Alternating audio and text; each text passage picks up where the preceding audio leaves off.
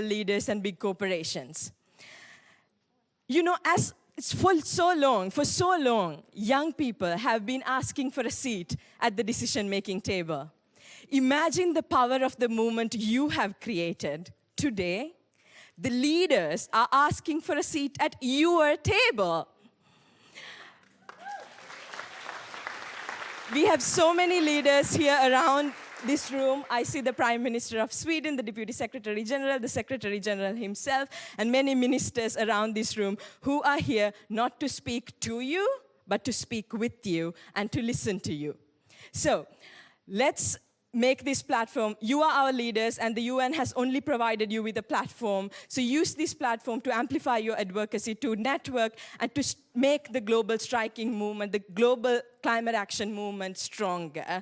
And let's make this Youth Summit a summit to remember, because there is no planet B. Thank you very much. Thank you to the UN's Youth Envoy.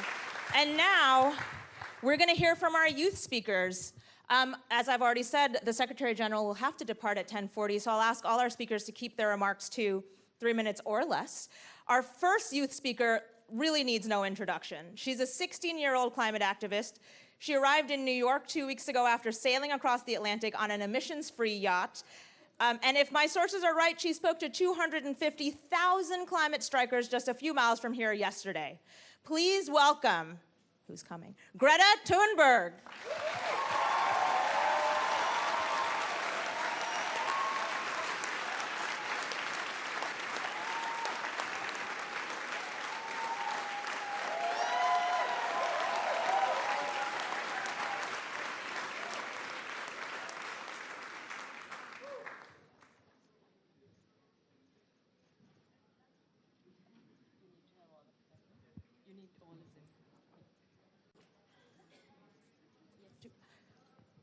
Next, so we're doing a little?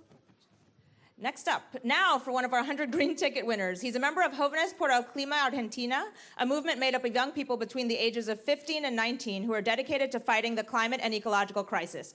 Welcome, Bruno Rodriguez.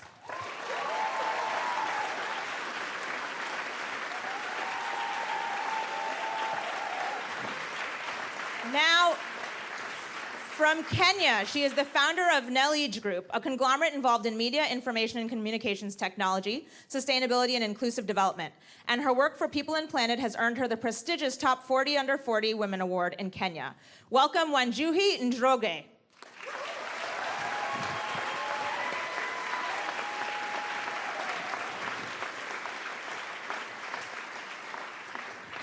And last but not least, he's here on behalf of Youngo, the official youth constituency at the United Nations Framework Convention on Climate Change. And he works with the Alliance for Future Generations Fiji, a growing youth network organizing events and projects with local communities to improve landscapes and education on climate across the country. Welcome, Kamal Kumar. She. Gender equity in action.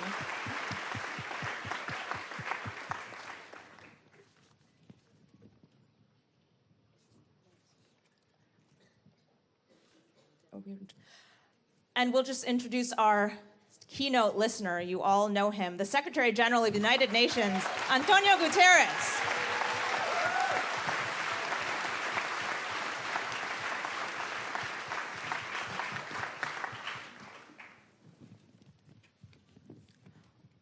Alrighty, so should we kick off with our first youth speaker? Greta, go right ahead.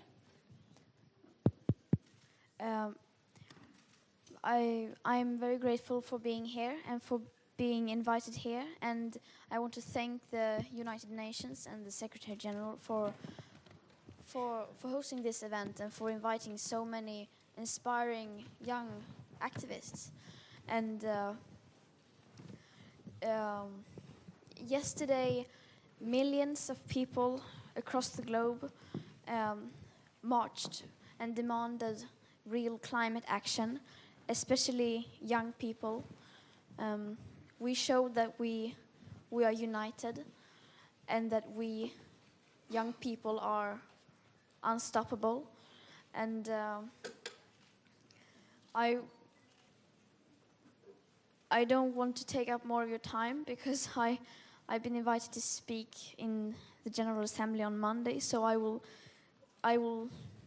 give the others more time to speak now and just wish you a very good day today, and I know and hope that today will be successful. Thank you, Greta. Also generosity in action. So, with that, Bruno. Thank you. Hi, my name is Bruno Rodriguez. I'm 19 years old, and I am from Argentina. I'd like to thank the Secretary General for generating this historic event in order to include the voices of our generation in the process of building paths towards a habitable planet. The climate and ecological crisis is the political crisis of our time, it is the economic crisis of our time, and it is the cultural crisis of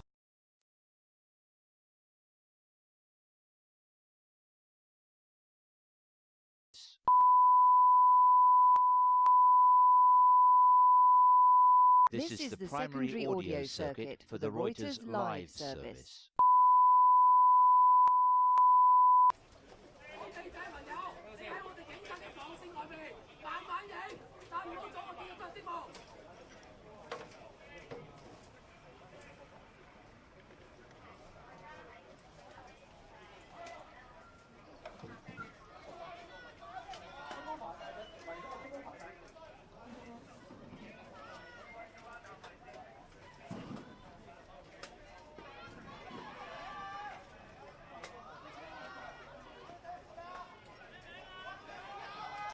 The diverse experiences of other countries are something we all need to learn from. And there are different contexts as well as different demands. I come from a Latin American country. The story of our region is the story of 5 centuries of pillage. For us, the concepts of climate and environmental justice are a matter of human rights, social justice, and national sovereignty in relation to our natural resources. That is why we need to demand that the 100 companies responsible of 71% of the world's greenhouse gas emissions transition towards a sustainable path. And we can make this happen by standing together and saying enough is enough. We don't want fossil fuels anymore. Young climate activists all around the world are building a new collective consciousness. There are no frontiers to fight for structural change. Many times we hear that our generation is going to be the one in charge of dealing with the problems that current leaders have created. We will not wait passively to become that future. The time is now for us to be leaders, and that is why we are here, to lead. My message to the Secretary General is simple.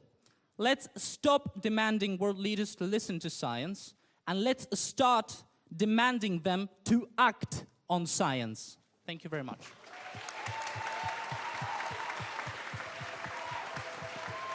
Thank you, Bruno. And with 1 second to spare. Now let's hear from Wanjuhi. Thank you. I represent voices of millions of young people in Africa whose future remain uncertain due to the climate crisis. Your Excellency. No excellence. Thank you. I was born and brought up in a village at the foot of Mount Kenya, a major water tower in my country.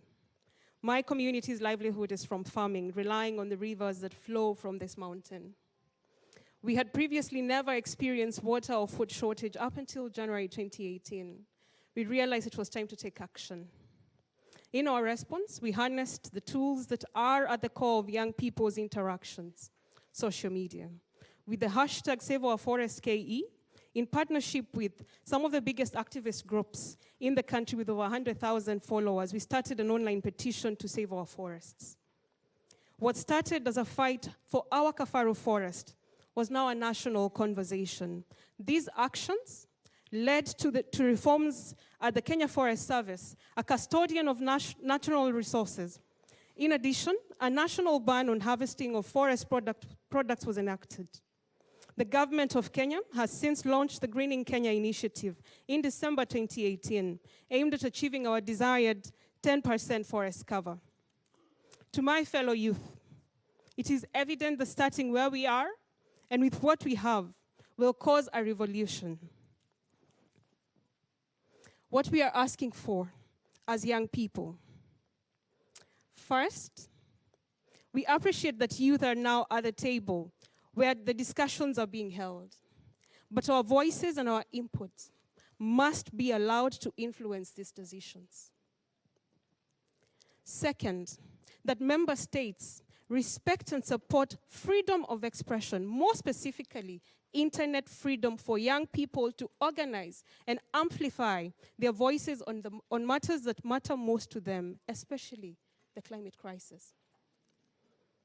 Third, for those of us in Africa, adaptation and resilience has become our focus in our effort to survive the climate crisis. We are the lowest emitters but suffer the most. But this is not the time to shift blame. This is the time to work together. We, the over 625 million youth in Africa, therefore ask for support, especially technical, financial, and skills transfer of the youth in their action and innovations towards climate change mitigation and adaptation. As the late Professor Wangari Maathai taught us, I invite all of us to be that hummingbird that puts out the forest fire by fetching water with its small beak, as all the other animals, including the elephant, told her it was impossible. Thank you. Thank you, Wanjuhi. And finally, Kamal. Thank you, Excellency. No. The United Nations Secretary General. I have to say that whenever the word excellency is pronounced about me in this UN headquarters, I ask for a fine of $1,000 to help solve our financial problems.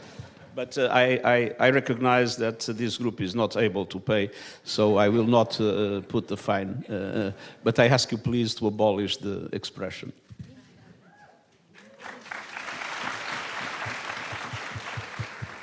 The Secretary General, fellow youth climate justice advocates, dear delegates, Bula, and good morning to you all. It gives me great pleasure to speak on behalf of Yango, the formal youth constituency to the UNFCCC, and part of the UN MGCY coordination team. We are a self-organized umbrella movement with millions of young people in its direct and indirect membership. Young people from different parts of the world are living in constant fear and climate anxiety, fearing their future, the uncertainty of a healthy life or a life for their children at all.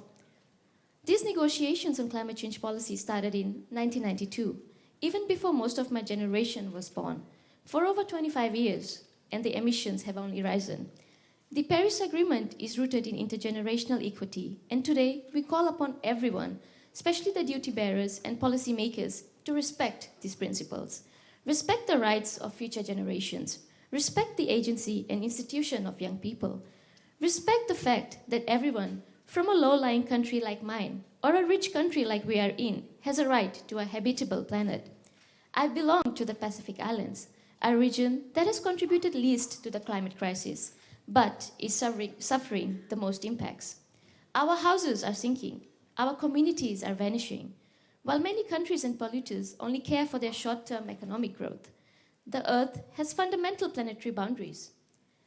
For many here, this may be about 36 or 70 gigatons of carbon dioxide per year, but where I come from, it is about our very way of life, what lives and what dies. With due respect, between the graded IPCC graphs and multiple scenarios, things are black and white for us. Loss and damage compensation and additional support for low-income countries are still not comprehensive. And, let it be clear, we are not insurance policies. We are human beings. We are communities. Is it really too much?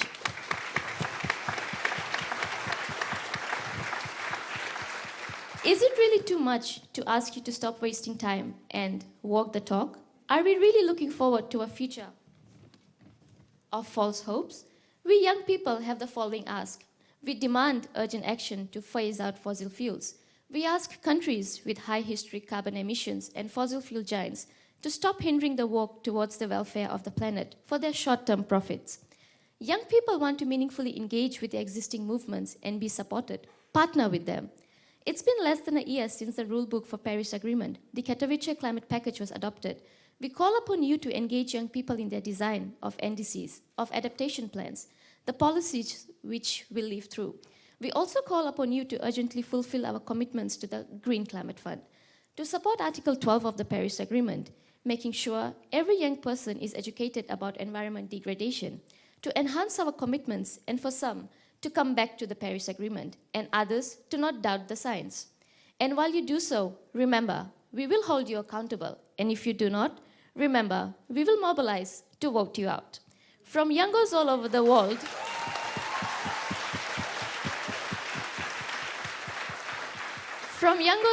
world, we are here in a rightful place to demand consequential climate action. While multilateralism is attacked every day, while climate denial becomes prevalent and environmental defenders are criminalized, we struggle to keep our hopes alive towards the UN and other political institutions. However, we are already demonstrating how much this planet means to us.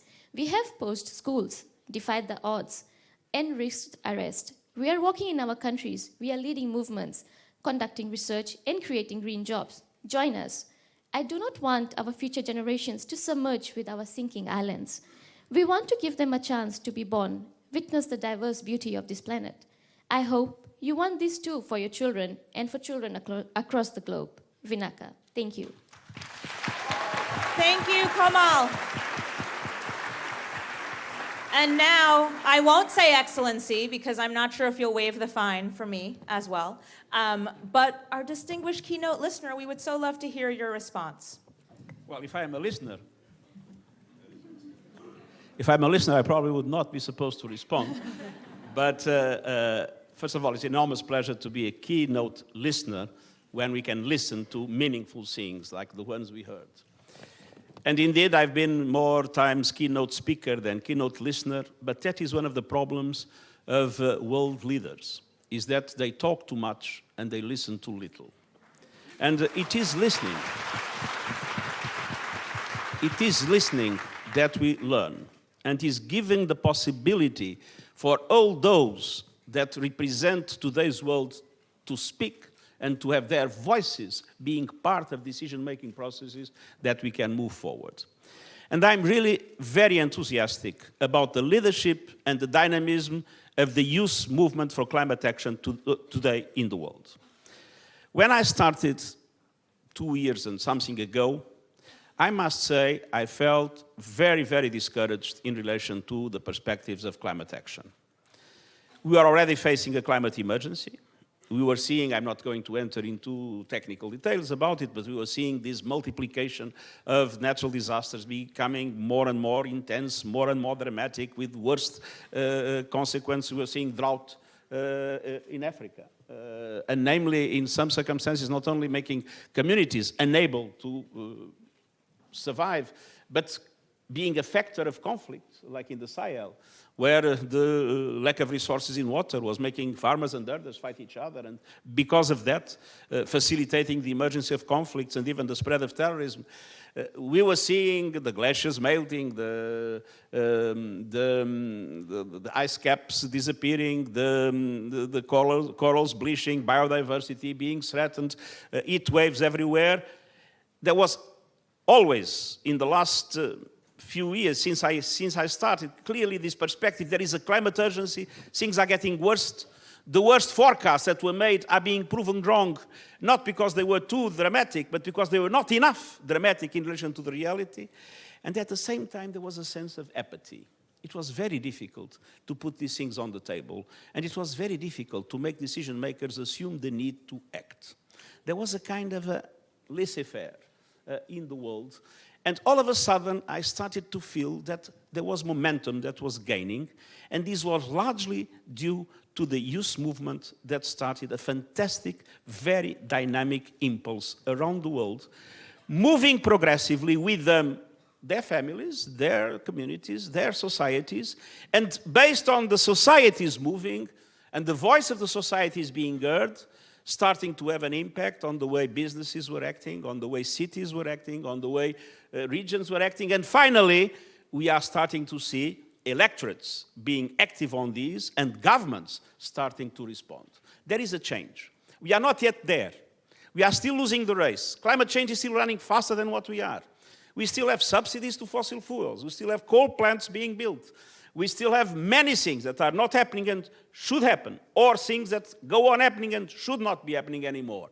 But there is a change in momentum. I feel there is a change in momentum, and largely this change in momentum was due to your initiative and to the courage with which you have started this movement and make this movement from a small movement in front of a parliament to, I believe it was the Swedish parliament, no? Some time ago, into millions around the world saying clearly not only that they want change, not only that decision makers must change, but they want them to be accountable.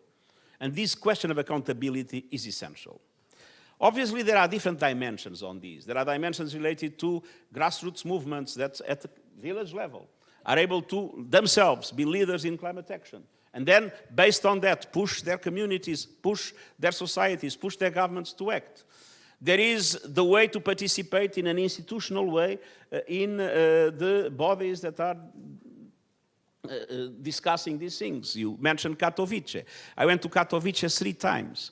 You can't imagine how difficult it is to make things move when you have 193 countries and we have to have all the countries agreeing with the moves that are absolutely obvious that need to be done, but there is always someone with some doubts or some questions or whatever. So we really need a very strong impulse, and your impulse, the impulse of the young people organized to push for the institutional decision-making processes to move, is essential. And then you have also this fundamental reflection about injustice. We do not live in a fair globalization. And the dramatic thing is, it's not the African continent or the small islands in the Pacific or the Caribbean that more contribute to climate change, but they are the main victims. It's not the poorest communities that more contribute to climate change, but they are the main victims. And indeed, there is a question of justice and a question of fairness in the way the global economy is organized, in the way power is distributed. And this is also related to climate change. So your reflection is also a very important reflection.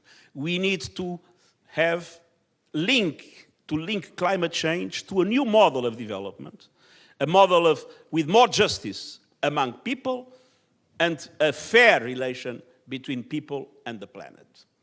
And when we look into today's world, I think there is something that is new. We have had conflicts among people for centuries or for millennia since the human race exists.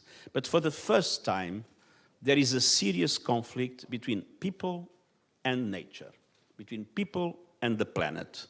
And this could be absolutely destructive for the future of our communities and for the future of our societies. And it's not only a question of glaciers or ice caps or corals, even if that is extremely important, and biodiversity is a vital question in today's world.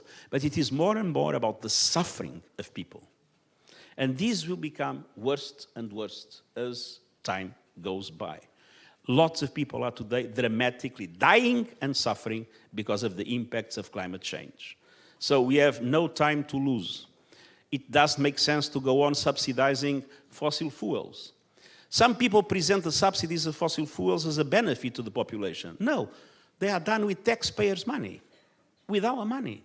It doesn't make sense that our money is there to boost hurricanes, or to bleach corals, or to destroy communities, like the ones that were mentioned here in Africa. Let's make sure that taxpayers get their money back and there are no more subsidies to fossil fuels.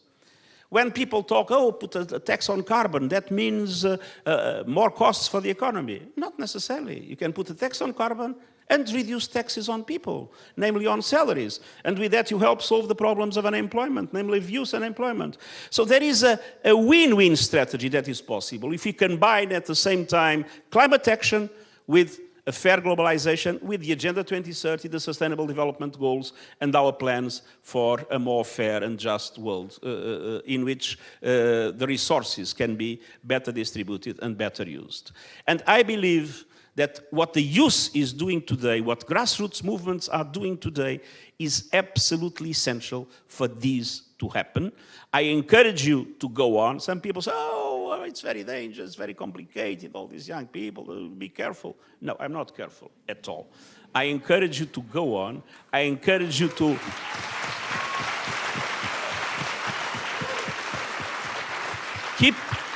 keep your initiative, keep your mobilization, and more to hold my generation accountable. My generation has largely failed until now to preserve both justice in the world and to preserve the planet. I have granddaughters. I want my granddaughters to live in a livable planet. My generation has a huge responsibility. It is your generation that must make us be accountable to make sure that we don't betray the future of humankind. Thank you very much. Thank you, thank you, thank you to the Secretary General of the United Nations and our amazing panel, Greta, Bruno, Wanjuhi, and Kamal. It has been wonderful to hear from you. So, I think we have a little video transition, but while they're queuing that up, did the Secretary General of the United Nations just credit you all with the momentum that's happening in the climate action movement right now? Did that just happen? It sure did. You can cheer for that. And did he also do an amazing impression of a crotchety old person standing in your way? That I will carry in my heart forever. So, you are literally seeing history happen here at the United Nations, and this is what happens when we bring young people into this amazing building. So, more to come. You can always cheer for that. And now we're on to our next thing. You guys are really seeing behind the curtain here. Things are happening quickly. So, we've got a great start, and if you're ready for more, we've got 3 questions that they're going to throw up on their slides. Someone run over here and tell me what you want. This may in fact be because we are ahead of schedule, can you imagine? In this downtime, please tweet and post.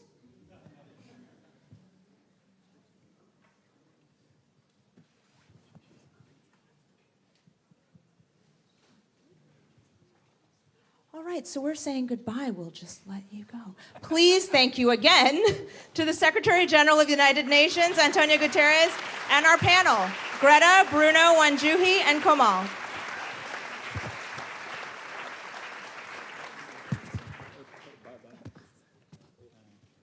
This is like the Golden Globes.